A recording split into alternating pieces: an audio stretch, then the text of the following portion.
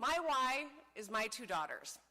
I want them to have every opportunity to succeed and have the freedom to live their own lives under their terms. Yeah. I know that Kamala Harris and Tim Walz will work hard every day to make our country a better place for them and for all of our children and their generation. Because they have proposed plans to lower costs, grow our economy, and protect fundamental freedoms. From building 3 million homes to tax relief for 100 million working and middle-class families. In-home care for seniors on Medicare, to protecting women's rights, workers' rights, and LGBTQ+ rights. There is a seat at the Walz and Harris table for every one of us in this country. Kamala Harris and Tim Walz have lived normal lives like ours. They get what we've been through, and that's why they're fighting for us. Donald Trump doesn't get you or your life at all. Do you think he's ever had to put off a car repair until he could afford it? I mean, do you think he's got a driver's license? You think he's ever scanned a coupon to save a couple of bucks when he was checking out of the grocery store? You think he's ever been in the grocery store? You think he ever sat down in front of 3 bills knowing he could only pay 1 or 2 of them? He only cares about himself, and he will say anything to get himself elected. As president, he will leave us behind just like he did before. Now, we here in the Midwest, we know about his record of broken promises, right? The Midwest is best and the world's got to learn, right? We know.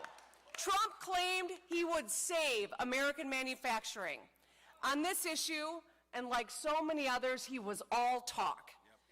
During his 4 years in office, more than 200,000 jobs were shipped overseas. He said not one auto plant would close. The truth, 6 did. He even suggested that auto manufacturing move out of the Midwest into anti-union states. Trump loves to praise Elon Musk and his non-union EV plants in Texas. He thinks that we're stupid. He goes down to Texas and says EVs are the greatest thing, but if they're being built by American workers, by an American company in a state like Michigan, he craps all over it. That's right. We won't forget. At the same time, J.D. Vance said he wouldn't even support a $500 million investment from the Biden-Harris administration to upgrade factories in Michigan and protecting 650 union auto jobs. J.D. Vance called that table scraps. Table scraps. You talk to any of those 650 union families and ask them how they feel about it. That's right. Right? That's right. The Biden-Harris administration took action to save hundreds of Michigan auto jobs. J.D. Vance would say no thanks. You can't make this stuff up. Trump failed us once. We cannot let him do it again.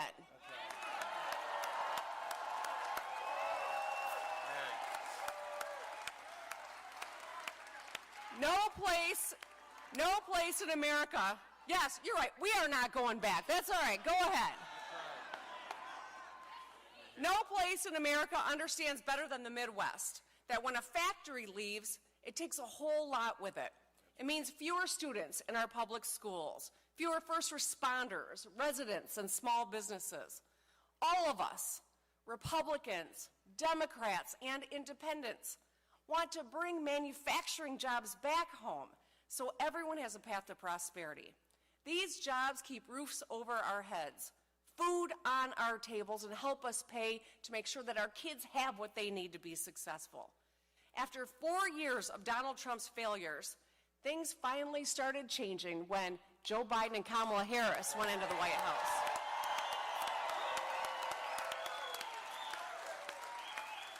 They worked across the aisle to invest in American industry and Midwest workers. Today, there are more auto workers, more factories getting built, more roads getting fixed, more middle-class jobs than when Trump was president. The Midwest is moving forward thanks to Kamala Harris and leaders like Tim Walz. Say it with me, we're not going back.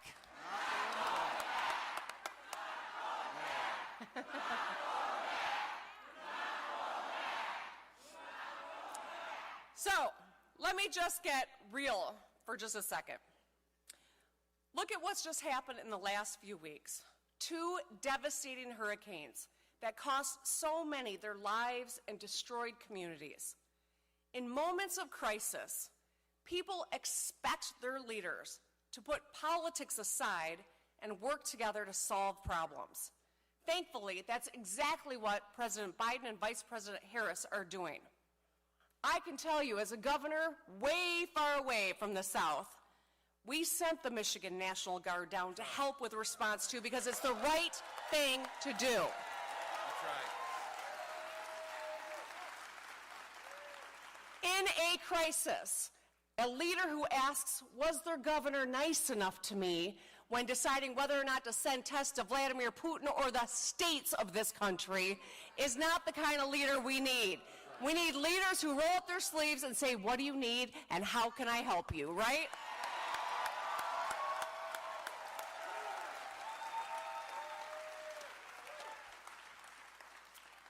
This election, we need to elect a commander-in-chief who has lived a life like ours, who understands what we are going through, who has taken care of a sick parent, who has a running mate who's a teacher and a veteran and someone who to be proud of.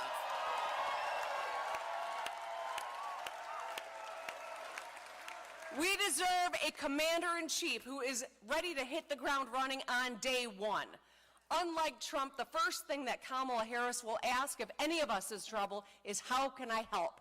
Right. What do you need? Are you okay? And where can I support you? That's what Kamala Harris will do as our commander-in-chief.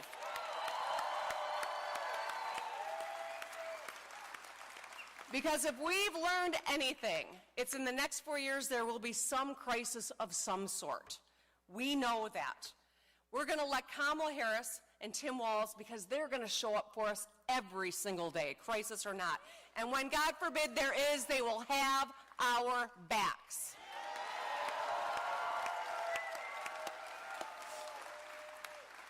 So, they are just like us. They embody the values of us Midwesterners. The things that we teach our kids here. Tell the truth. Work hard. Get shit done. Yeah. Midwesterners are strong, they are smart, and they are good people, and they deserve no less in their commander-in-chief. The next President of the United States, Kamala Harris, and Vice President Tim Walz will give us exactly that.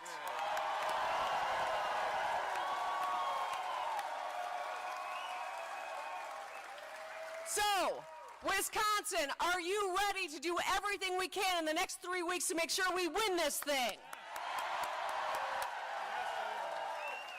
All right.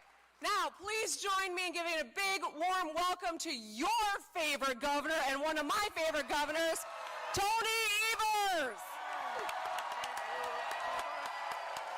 Thank you. Thank you. Thank you so much. Hello, Wisconsin. Hey. How the heck are you, Green Bay? You know, it sounds like you're jazzed as hell. Let's hear it again for Governor Whitmer. Yeah. You know, it's not every day a Lions fan gets that kind of applause in Green Bay. But I'll tell you, I'm so glad she's here and spending a few days on the bus traveling across Wisconsin. Thank you so much. And also thank you to the Packer fan band. Where are you folks? Over there. Yeah. Good job, everybody. Yeah. So, are you ready to hear from the next Vice Presidents of the United States of America?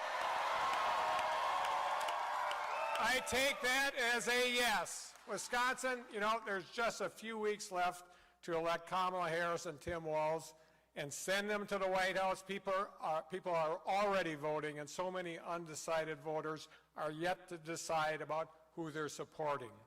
The work you do between today and Election Day can make a difference in this race. On November 5th, which happens to be my birthday, we're going to re-elect Tammy Baldwin with fair maps. With fair maps, we're going to take back the Assembly and pick up seats in the Senate. And we're going to flip a couple congressional districts in Wisconsin while we're at it. And at the top of the ticket, we've got our incredible Vice President Kamala Harris. She spent the last 4 years defending our democracy, fighting for the freedoms we hold dear, and working tirelessly to do the right thing and deliver for us. She has been a champion for lowering costs, including capping insulin at $35 a month. She has helped deliver investments that are transforming our communities, rebuilding our infrastructure, and supporting our working families. And when it came time to pick her vice president nominee, she had the good sense to pick a Midwestern former teacher and turned governor. How about that? And hey, you know, turns out that's a winning combination in Wisconsin also. Boom. And I know my friend Tim Walz is going to be an incredible, incredible vice president. That's because governors get shit done. So, Wisconsin, I'm going to ask you, are you all in? Good, because we have to keep Wisconsin and the rest of the blue wall in place, because here's the deal about the two jokers in this race. Donald Trump and J.D. Vance are a dangerous threat to our country and our democracy. They're not running to help others or running to serve themselves and those at the top. Their radical Project 2025 agenda won't help Wisconsin families. It'll hurt them. Donald Trump brags about how he killed, quote unquote, killed Roe v. Wade. Because of Trump's hand-picked Supreme Court, Wisconsin women now know what it means to live in a state with a near total abortion ban. They know because they lived it here. We know Trump and Vance will try to pass a national abortion ban, roll back access to birth control, emergency contraception, and even fertility treatments. We know, guess what they're doing? We know they'll repeal the Affordable Care Act and deny coverage to folks like me and so many others and people you care about that have pre-existing conditions. And they will give tax breaks for the ultra-rich and big corporations instead of helping working families get ahead. That's just wrong, folks. That's just wrong. Wisconsin, this November, the people have the power and we have a choice. And we're not going back. We're not going back. We're not going back. We're not going back. And in Wisconsin, we're going to tell Donald Trump, J.D. Vance, and Republicans up and down the ticket exactly that come November 5th. So let's get to work and let's win this damn thing. Now it's my honor to introduce a friend, a fellow governor, and someone who's going to make a phenomenal vice president. Let's give a warm Wisconsin welcome to Governor Tim Walz. Tim?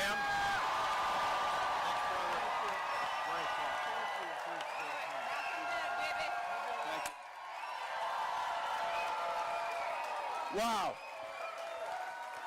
Well, hello, Green Bay. Good to see you all. Can I just say there's so many reasons to be thankful. I, for one, would just like to say Two of my dearest friends happen to be two of the most effective and decent people I have ever met in Tony Evers and Gretchen Whitmer. So thank you. Incredible. And as Tony said it, let's just be clear. I think you know in this state what you have, but on behalf of the rest of the country needs Senator Tammy Baldwin. Please send her back.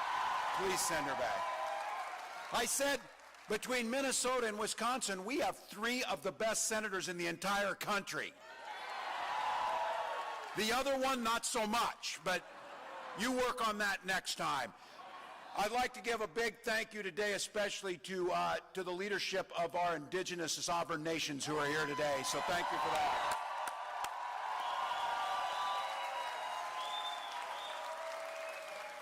And each and every one of you, look, it's a Monday in October, and you came here, got in line, came in here to show how much you love this country and the work you're going to do for it. So thank you, each and every one of you. And because of that, I'm going to clear this up right at the beginning. I came just a few minutes ago from Lambeau Field. First visit, my staff was like, don't say anything about the Vikings. I said, that's like telling somebody not to swear in church. Of course you don't do that. What do they think? I'm a football guy. That's like a religious experience over there. But look, we may not see eye to eye on that part of it, but I can tell you what, we're all going to agree on this. This year, the road to the Super Bowl, the road to control of the Senate, and the road to the White House goes right through the NFC North.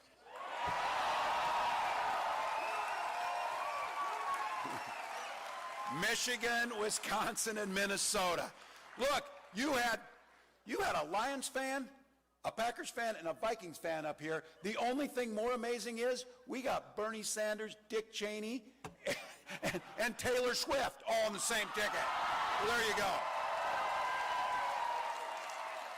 All right, 22 days until Election Day, and we are running like this is it. 22 days. 22 days till we win this thing. Everything is on the line. Everything is on the line. So Kamala and I, we are not going back. We are not going back. So look, we're barnstorming the country. We're doing radio, TV, podcasts. I'm about 2 hits away from being a regular on Fox News now. We're on a first name basis. But look, our policies help the people who listen to Fox News. That's why we need to get out there. Over the weekend, Kamala Harris made it very clear on this. She's ready. She has been making this clear for a long time. She's ready to be commander-in-chief, and she released her medical records. Straight, clean bill of health.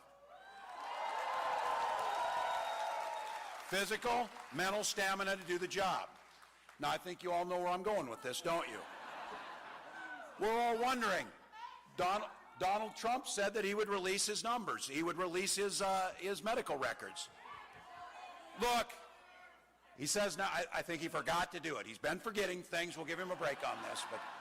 But Kamala Harris is right on this. Watch his rallies. He's confused. He's a nearly 80-year-old man. He's ranting and rambling until people get bored and leave his rallies. That's happening. But here's the thing about this. It would be funny if it wasn't so dangerous. Yesterday, he went on Fox News. That's a safe place for him. He went on there, and he suggested that he is going to send the military against the enemy from within. Now, I want you to think about it. In other words, Americans who don't support him. Just to be clear, if any of your neighbors or friends or anybody thinks about that, you know who he's talking about? He's talking about you. He's talking about you. He's talking about someone who comes to a rally to express their love and their commitment to our democracy. Donald Trump sees that as an enemy, all right? So I have to tell you, as someone who wore this nation's uniform proudly, as someone who now is the commander-in-chief of the Minnesota National Guard, the idea of sending U.S. military personnel against American citizens makes me sick to my stomach. I'll tell you what. We'll let the lawyers decide if what he said was treason, but what I know is it's a call for violence, plain and simple. And it's pretty damn un-American, if you ask me. So look, If anybody wants to pretend that this is a normal conversation that Donald Trump is having, just dispel that. The former chairman of the Joint Chiefs of Staff, Mark Milley, said, "No one has ever been more dangerous to this country than Donald Trump, and he is a fascist to his core." Let that sink in, and don't be a damn bit afraid of saying it, because that's exactly who he is. That's exactly who he is. But here's the thing. Here's the good news. We get to do something about it. If you're like me, I am sick and tired of this guy, ready to turn the page on him, and we can do that by making Kamala Harris the President of the United States.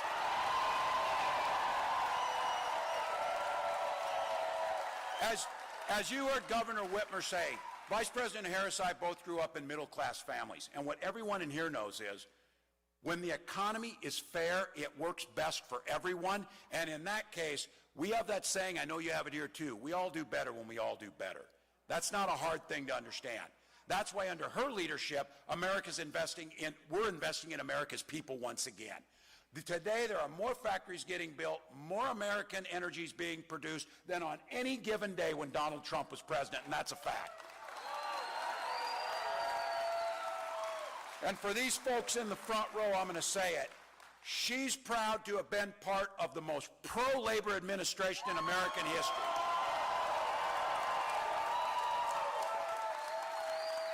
Unafraid and standing next to Joe Biden as we walk picket lines for workers demanding better pay and better working conditions. Because we know when workers win, America wins. It's that simple. And guess what? The middle class grows and businesses flourish. Now look, Donald Trump and J.D. Vance, they see things differently. Trump talks a big game, but he was a disaster for working people. He was one of the biggest losers of manufacturing jobs in American history, and that's a fact. So to your neighbors, your friends, hell, our family members, if they say, I don't really like Trump, but I like his policies, which policies were those? When he destroyed American manufacturing? When he shipped jobs to China? Hell, he doesn't even manufacture his Bibles here. He outsources that to China. So just so we know, under his leadership, 83,000 jobs disappeared in Wisconsin. Now, I know this state knows. Thank God for Tony Evers and some sanity in this, because I remember. Because remember, Trump and that guy before Tony, when they went to the Foxconn, they went to the Foxconn site. Donald Trump showed up with a golden shovel. You tell me, Governor Whitmer, if he knows which end of the shovel actually works. I guarantee you that. But he did that photo op and he promised you 13,000 jobs. And he called that big glass sphere the eighth wonder of the world. Well, I know it's not a shock to any of you, but none of those jobs materialized. And that sphere, you can get a pretty good deal right now renting it out as a banquet hall, just so you know that. Once again, it would be funny if it wasn't so damn sad, because that's Donald Trump's legacy. He claims he cares about union workers, but he makes it harder for them to bargain for pay and benefits. So if there's any questions amongst our union sisters and brothers on this, Donald Trump is a scab. He will break picket lines. And the other day, Senator Vance attacked the PRO Act, a bill that protects workers' right to organize and collectively bargain.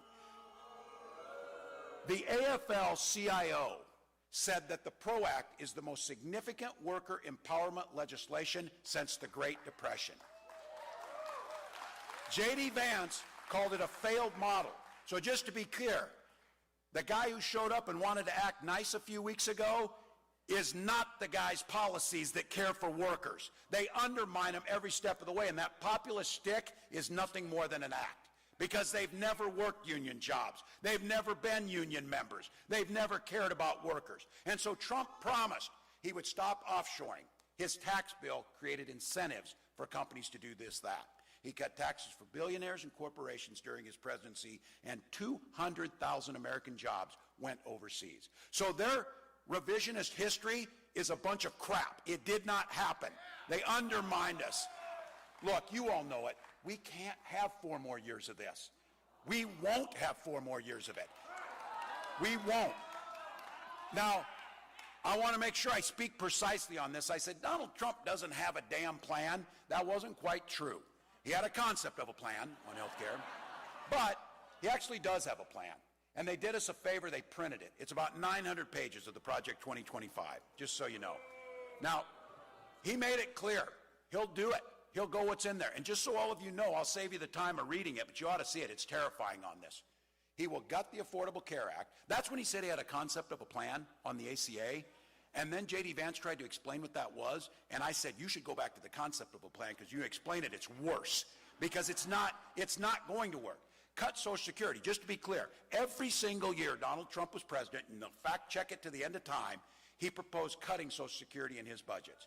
And now he wants to impose a Trump sales tax on everything we buy. There is not an economist in the world who thinks Donald Trump's tariffs won't end up costing you about $4,000 per family. It's that simple. So again, for your relatives and friends who think these policies are going to be good, let's fix it on the front end so we don't have to say, I told you so, when they realize if this happens, if they elect this guy. But I don't want you to think I'm not generous to this, because somebody said, well, you never say anything about Donald Trump. Anything nice. Well, that's probably true. I have not. But he has kept some of his promises. He took his rich friends down to Mar-a-Lago. He told them on camera, you're rich as hell, and I'm going to give you a tax cut. He delivered that tax cut. So look, I know that these guys put that thing out there. Now they pretend like, oh, I don't know what Project 2025 is. What is that? You know, now all of a sudden, oh, we'll protect women's reproductive rights. You know, we didn't say that. Of course they said it. They said it every step of the way. And I said, football folks here know, you draw up a playbook, you're going to run the plays. That's what Project 2025 is. They're going to run the plays. Just so you know in there, a little side note, they're actually talking about privatizing the National Weather Service, the weather forecasting. Probably a pretty bad idea. Probably a pretty bad idea. Look, I say this, and I know this. I am preaching to the choir. But our recital is in 22 days, people. And we need to start singing. We need to start singing.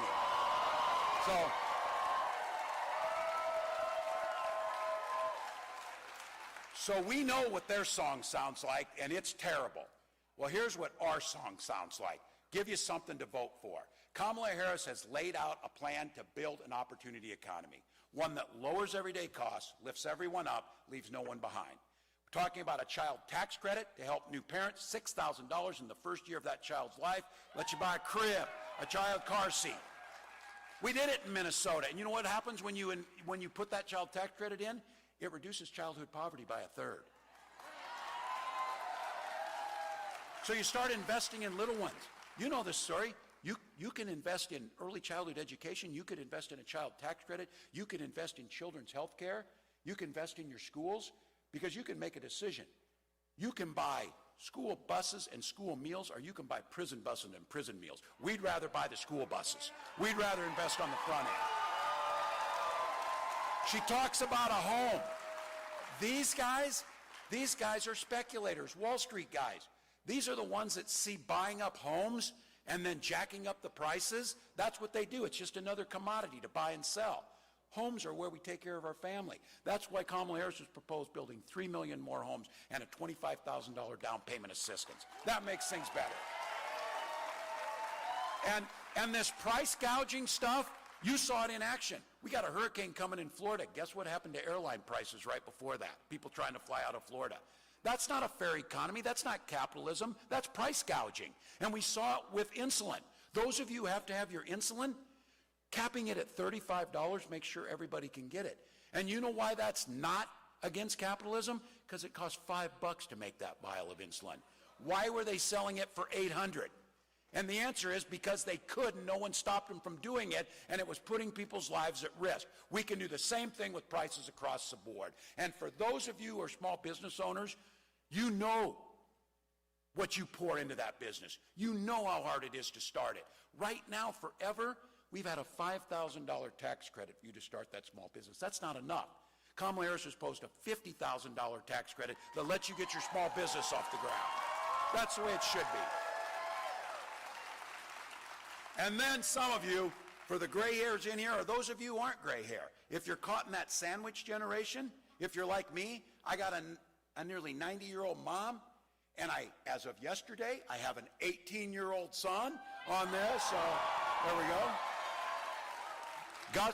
Gus turned 18 yesterday, and he said, Dad, you're working hard to get my vote. So there it is. But if you're in that generation, you're concerned about costs. You're concerned about apprenticeship programs or college. You're also concerned about Medicare and care for those parents. Kamala Harris proposed what I think is the most groundbreaking change to Medicare in maybe the last 50 years. The ability to pay for home health care for our seniors when they're at home. It's incredible. And get this, Medicare, some of you know this, Medicare didn't pay for vision and hearing.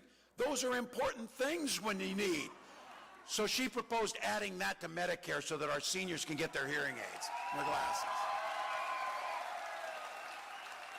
So here's the one. Clip this for your Republican uncle or your brother, if you're in some of us, and let them know. When did the party of Ronald Reagan decide that it was okay for government to make your personal choices? Look, the Republican Party has added much to the benefit of this country, but that's not who Donald Trump and the MAGA folks are.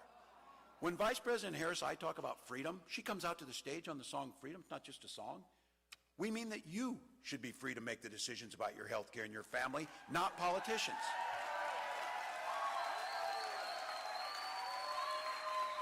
And these guys on Social Security, we pay into it. In my family, it was Social Security survivor benefits. I'm a teenager. My little brother's in 4th grade. My dad dies. Social Security survivor benefits was there to keep my mom going. So we're Midwesterners. We're damn happy to pull ourselves up by our bootstraps. We just didn't have any boots. That's what Social Security survivor benefits is, and we paid into it. So these are the guys like Donald Trump tells you it's a Ponzi scheme. J.D. Vance tells you it's the only thing standing in between fiscal sanity and that. No, it's not. It's tax. How can a guy like Donald Trump not pay taxes for 10 of the last 15 years and then complain about Social Security? So Kamala Harris has said, we will strengthen Social Security and Medicare and make for a dignified retirement. And I'm going to say it on this one. Freedom means a lot of things. We're talking about freedom for you to make your own choices, freedom to retire in dignity, freedom to have health care. And I'll say this, freedom to send your children to school without worrying they'll be shot dead in that classroom. That's freedom. That's freedom. And I'm going to take no crap off these guys. I know guns. I'm a veteran. I'm a hunter. Kamala Harris is a gun owner, as we found out. We're not going to let them make this about the Second Amendment because we defend the Second Amendment. But our first responsibility is the safety and security of our children. That's our first responsibility. All right. You've seen it. Don't listen to the polling or whatever, but it's pretty clear on this that the message is sinking in with the women, fellas. So I'm going to make a message to the guys here for just a minute. I'm going to make a message to the guys here. If you got any women you love in your life, your wives, your daughters, your mothers, and friends, let's not forget, their lives are literally at stake in this election. Let's be very clear. Donald Trump appointed those 3 Supreme Court justices who did exactly what he told them to do, repeal Roe versus Wade. He brags about it. He's glad my daughter Hope now has fewer rights than her mother had. That's what he's bragging about. More than 20 states have the Trump abortion ban, which he calls a beautiful thing. A beautiful thing. Now, you're all thinking this. What that beautiful thing means is all across this country in those states, there are women that are being denied care in the ER, having miscarriages in parking lots, survivors of rape and incest being asked to carry those pregnancies to term. That could be the women across the country, and you saw it with Amber Thurman down in Georgia, had to travel to North Carolina because of that trip. She lost her life. If she would be living in a state or living in a country that had Roe versus Wade protection, she very well would be alive today. The idea that women's rights are dependent on geography is just abhorrent to all of us. That's why we need to elect Kamala Harris and reinstall Roe versus Wade.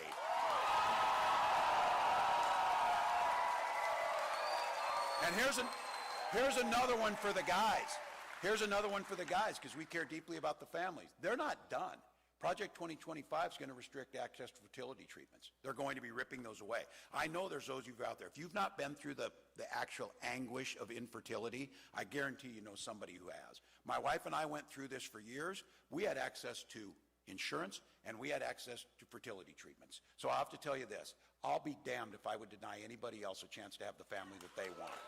And you all go back to this.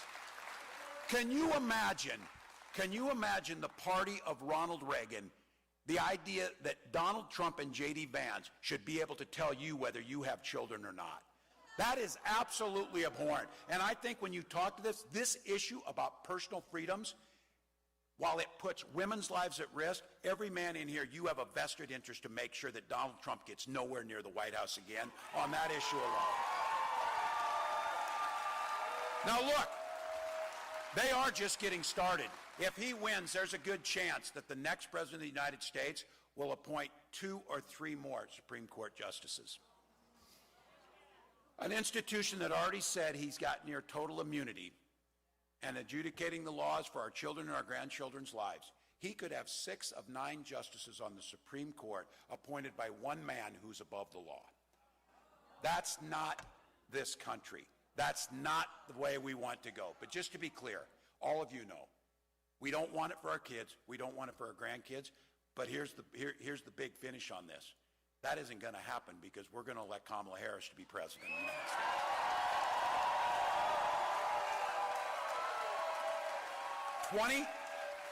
22 days, don't get complacent. I know that people are talking about this. Look, we are the underdogs. For Christ's sakes, I'm a Vikings fan. We're always the underdogs. You know that. Well, we're also 5-0 this year, so there's that. So look, I got to give the quote here on this. It was Vince Lombardi who gave that one, and I used it all the time on this. It's a very simple analogy that everybody in Wisconsin, everybody in Michigan, everybody in Pennsylvania knows. There is simply no substitute for work. No substitute for work. So look, 22 days, we're leaving it all on the field. It's all gas and no break for 22 days. I've been saying, I got to be careful on this one. I've been saying we're going to sleep when we're dead, people. I had a woman come up to me at a rally and say, you're taking that too literally, man. You look like hell. So big down there. So I'm not slowing down. You're not slowing down. There are people out there that don't have the ability to come to a rally. They're too busy. They're working 2 and 3 jobs. They're concerned about health care. They're concerned about their children.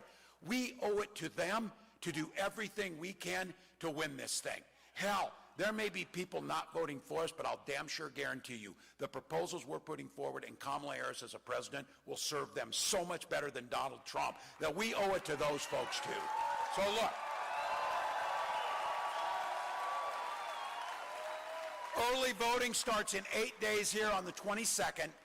We need all of you to get out there, vote as early as you can, get out and bring people to the polls. I'm telling you, this thing is going to be close because we're a divided country. It's going to be close because they will do everything they can to try and suppress votes and make people feel like it doesn't matter.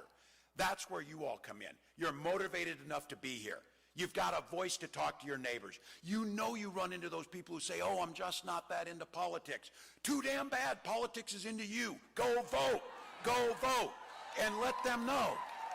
If you tell them, they'll go. 1 or 2 people in every precinct in Wisconsin or Michigan or Pennsylvania will be the difference, not just for the next 4 years, but for the next 40 years. And not just for this state or this country, but globally. The rest of the world is looking and saying, where is the America we love? Where is the America that leads with its values and its decency and its kindness? Well, I'll tell you where it's at. It's right in this room, and you know it's this simple. The Vice President said it, and it seems simple, but you know it's true. Vince Lombardi's know there's no substitute for hard work, and when you put that work in and we fight, we win. So Wisconsin, let's win this thing right through Green Bay. Let's elect Kamala Harris president. Thank you.